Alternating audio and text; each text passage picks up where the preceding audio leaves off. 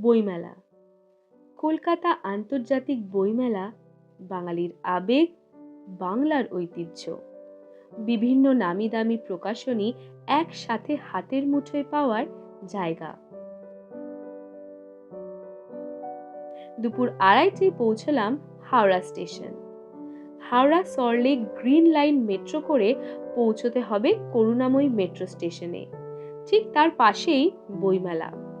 পাতাল রেল ধরতে গিয়ে ঠিক এতটা পাতালে প্রবেশ করতে হবে তা ঠাউর করতে পারিনি। দাঁড়াতেই মেট্রো এসে হাজির। দৌড়ে গিয়ে সিট দখল করলাম। এখন ঠিক হুগলি নদীর নিচ দিয়ে যাচ্ছে metro. Next station is Karunamai. Doors will open on the left. Please mind the gap. Gate number 3 দিয়ে ঢুকলাম, যা শ্রী প্রফুল্ল রায়ের নামে নামাঙ্কিত।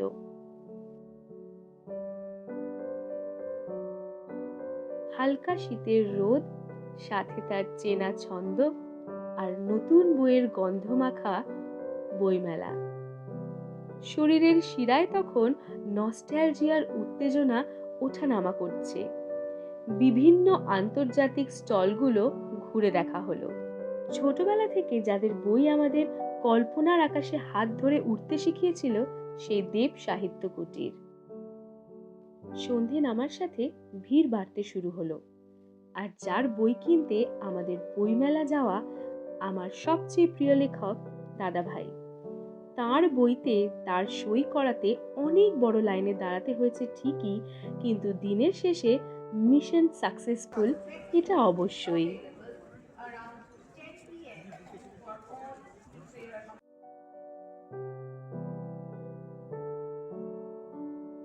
বইমেলাতে গেলে ফুড স্টল না গেলে হয়।